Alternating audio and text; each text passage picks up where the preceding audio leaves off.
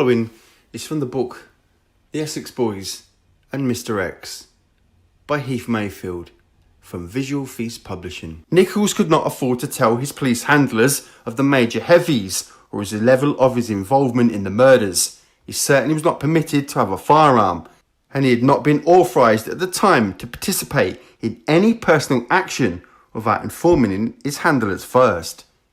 He would not be officially sanctioned to participate further in the sting.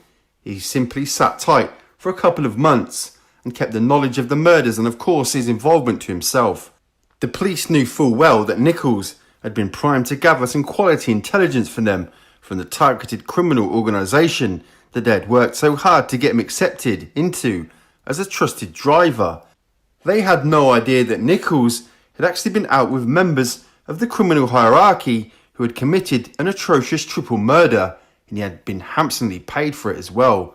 Old sly-ass Nichols was taking everybody for a ride and giggling up his sleeve. Nichols had time to reevaluate the knowledge he had about the murders after becoming aware of the fact that police did not appear to have enough evidence to mount a prosecution. He started to invent what he thought would be a believable scenario. He had thought long and hard about how he could use the experience to his advantage. Nichols decided that he would not engage in a plan for financial reward unless it would help gain him immunity in the future. He knew enough about the structure of the witness protection program to see if it was possible to use it to his advantage if he could conduct a believable enough tale regarding the murders. He had decided to offer an explanation that was predominantly true, but where he could substitute some fool guys for the murders and take suspicion away from himself.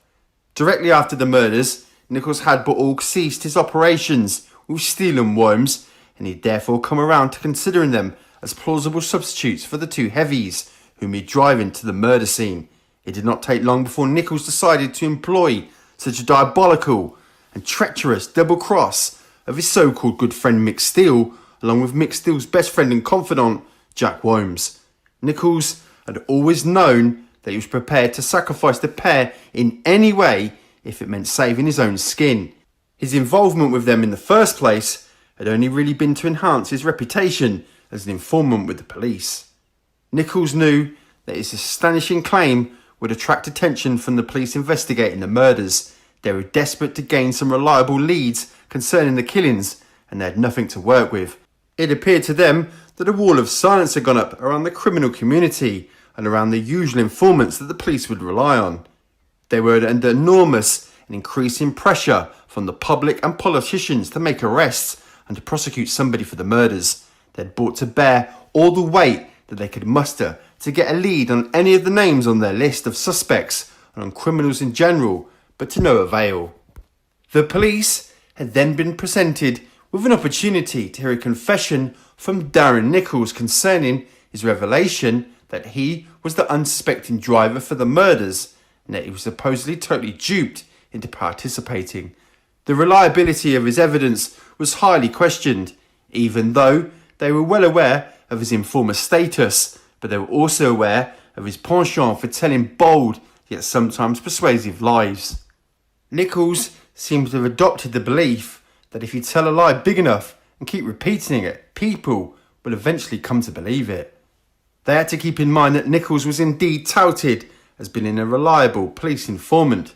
He'd been pointing out that the cases where he gave evidence had ended with guilty verdicts for the people involved. With no other reliable evidence, they grudgingly accepted Nichols as their number one and only witness for the triple murders. This included granting him immunity from prosecution for his involvement in the murders and also for the commercial supply of an illegal drug from which he'd been arrested. His conviction could be expected to bring him a lengthy prison sentence, and Nichols had been caught bang to rights. Nichols told the investigating police that he drove his good pal Steele Worms unsuspectingly to the ambush where Jack Worms was supposed to have committed the shootings in the fashion that Mr. X had done.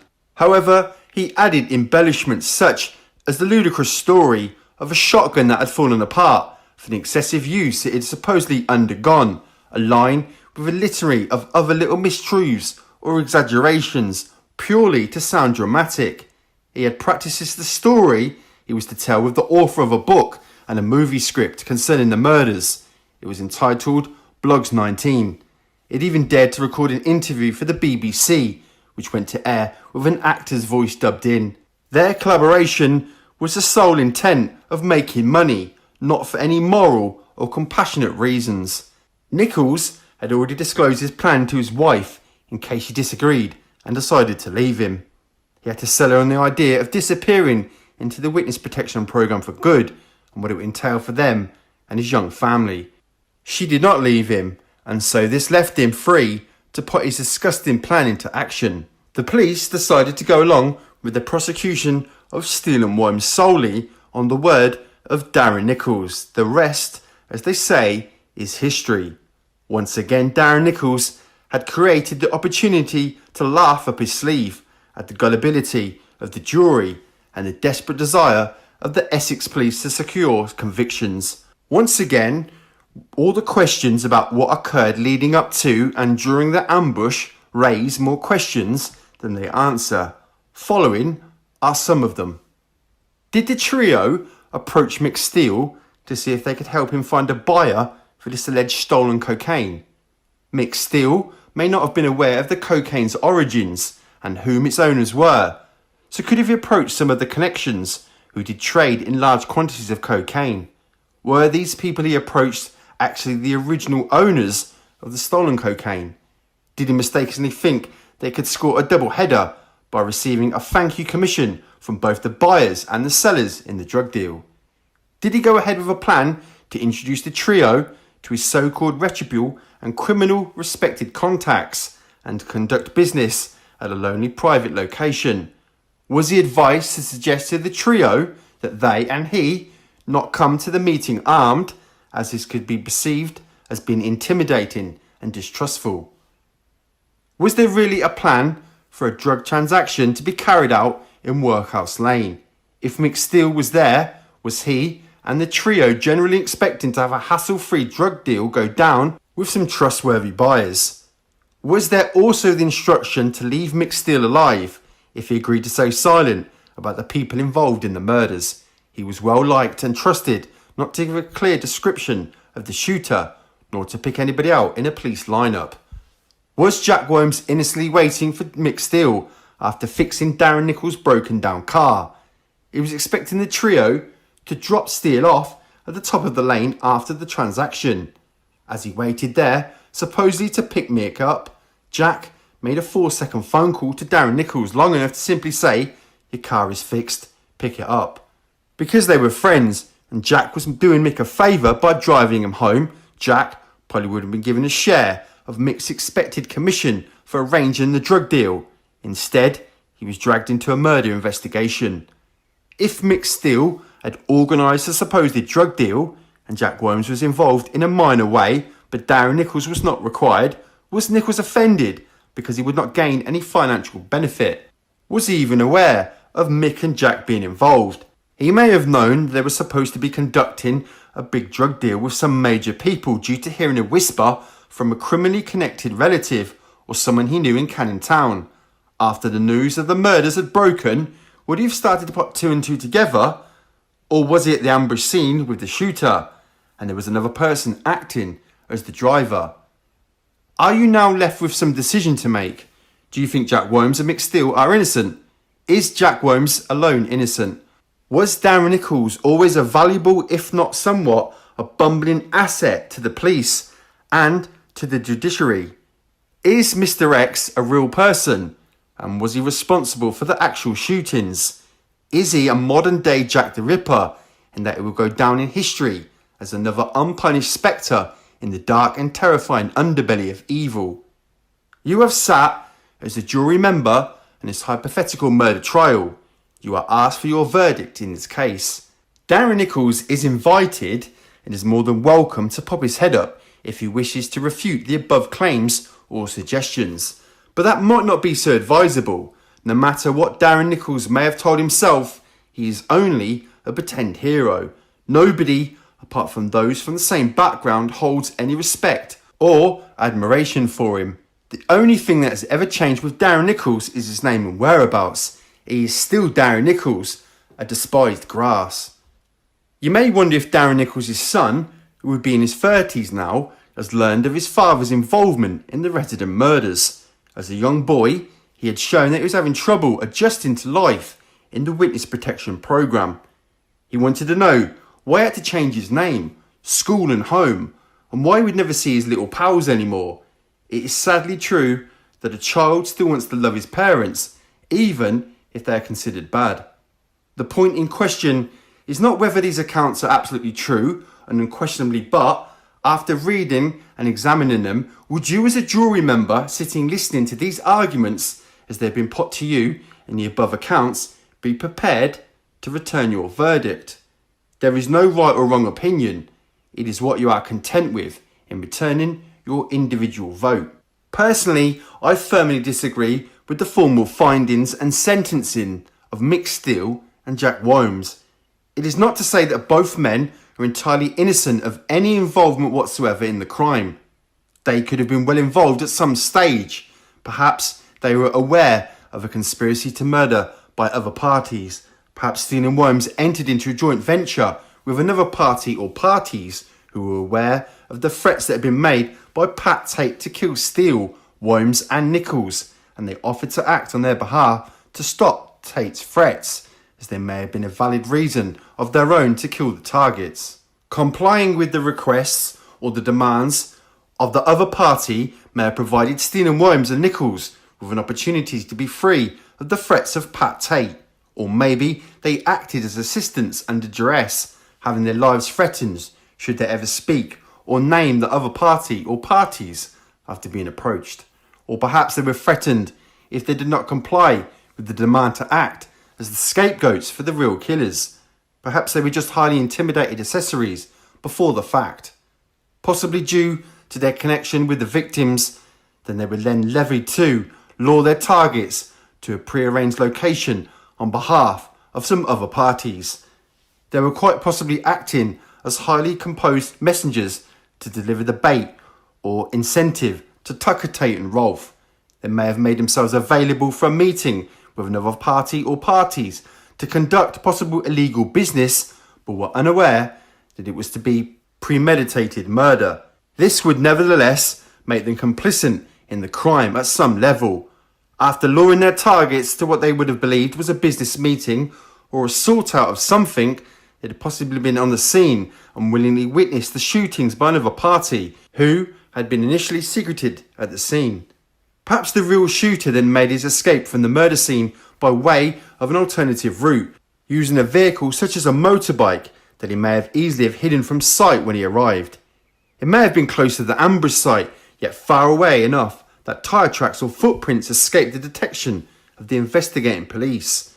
Or perhaps somebody arrived on foot, not leaving any traceable footprints due to the thaw of the overnight snowfall. Steele and Wilmes may have been too terrified to blame or name any other party involved, but it is still highly questionable whether either of them is responsible for the actual shootings of Tucker, Tate and Rolfe. There may well have been some other serious charges that had been laid against them, but whether either of them fired the fatal shots has always been unproven. There has never been any witnesses come forward to say they saw either Steele or Wilmes fire the shots, or for that matter, whether they were actually present at the murder scene, apart from the sole testimony of a known and proven liar and registered police informer, Darren Nichols. Let us examine more closely the Billy Jasper connection and the reason that Jasper was implicated in the Essex boys' murders in the initial investigation. Billy Jasper volunteered to make a statement professing to be the getaway driver for a person that he was responsible for killing Tate, Tucker and Rolfe. The number one reason was an attempt to stop being prosecuted from crimes he had been charged with and was likely to receive a jail sentence. It was undisputed that Jasper was known or had connections with various heavy criminals in London. He was never regarded as a completely trustworthy or staunch villain, as he did have a noticeable drug habit, and he was privy to, from time to time, reliable, underworld banter on many criminal activities. While he was never an absolute trusted individual in the eyes of many of these criminals, it appeared that he was tolerated by some. He was more of a fringe observer and wannabe, Not only did he regularly use drugs, but he had a penchant for admitting to crimes that he was not involved in. The chance of any career villain trusting and employing such an unproven and risky accessory to multiple murders was unlikely. He may have quite easily have heard, directly after the murders, some very strong rumours through the criminal grapevine that some heavily feared villains were responsible for the killings of the Essex boys. They were so feared that any mention of them by name, accusing them of the act, would place anybody with loose lips in very grave danger. He may have heard a believable tale concerning how the killings were committed and even the name of the person suspected as being the killer. As it happened, he volunteered to give evidence on the murders and offered up a description of the supposed killer, but he never offered to give evidence in open court. He professed that his supposed passenger to and from the murder scene was an ex-Special Services trooper and a known hired killer. Names that were bandied about within the criminal fraternity as being candidates and thought to be capable of having committed the murders were men such as Jesse Gale, killed in a motor accident, said to be doing very well for himself nowadays, and Bruce Nish, a genuine military hero and avid skydiver who, on his last jump, had not attempted to pull his ripcord and went plummeting to the ground, killing himself. All of these men were known to have served in the British Army as Special Forces troopers and were rumoured to have been hired killers.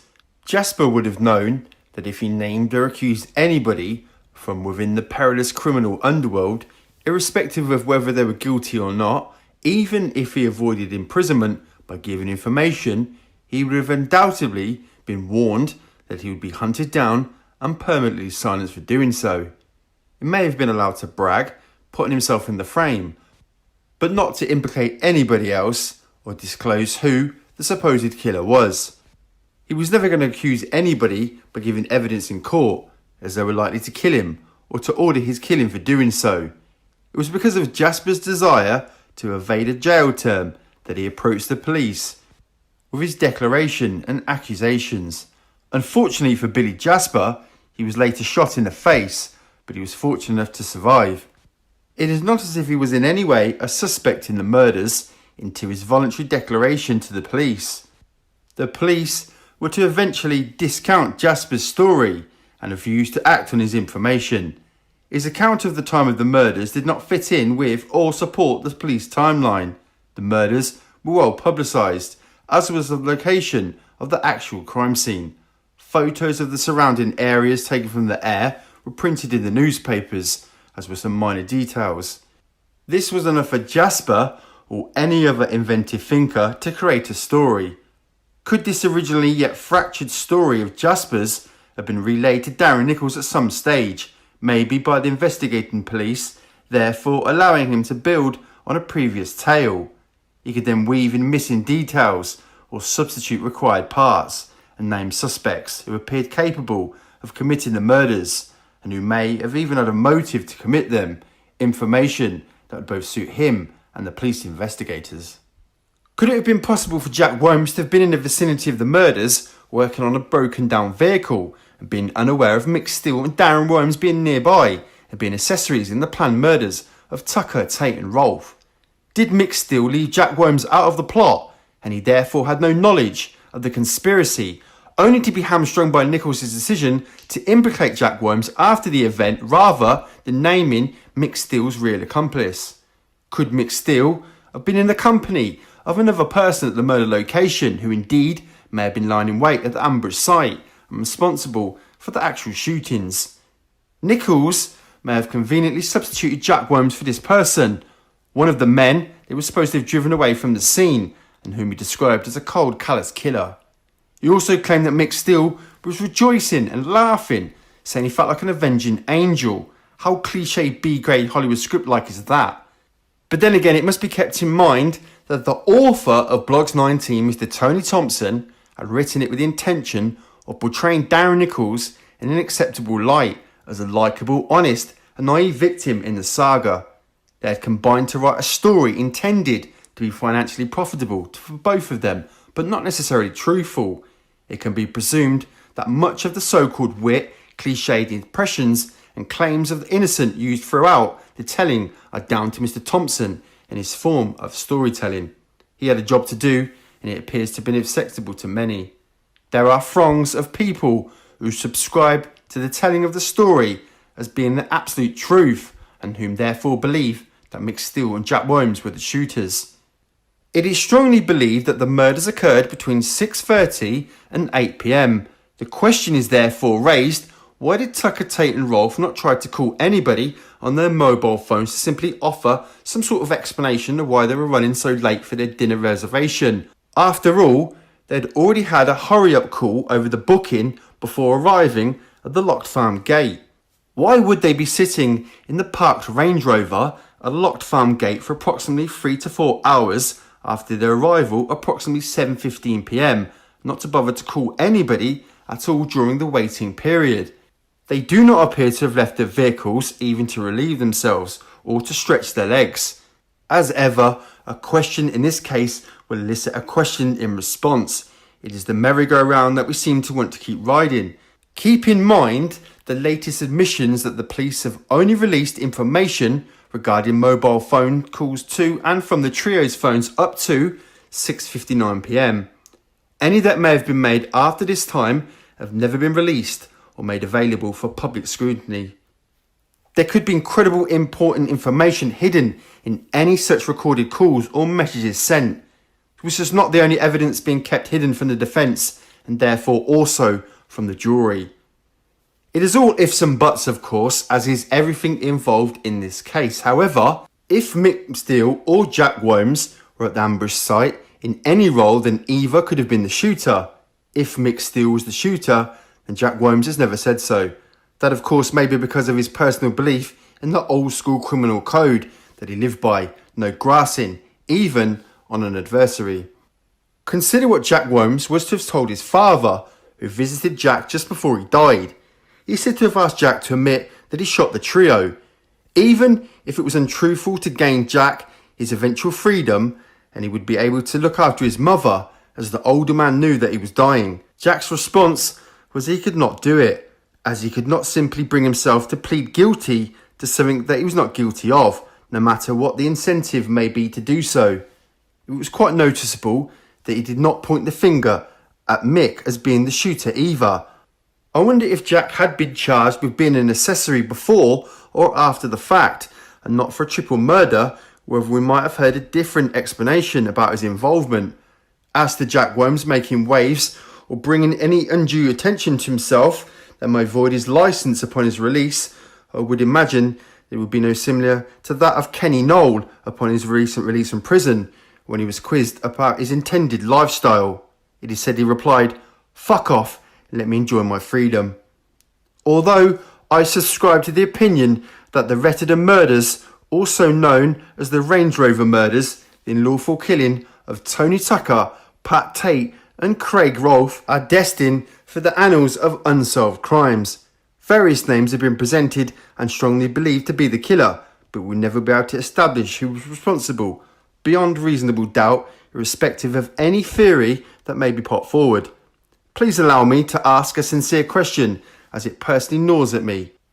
How can any average person imagine or truly understand what goes through the mind of a homicidal, vindictive and vitriolic psychopath?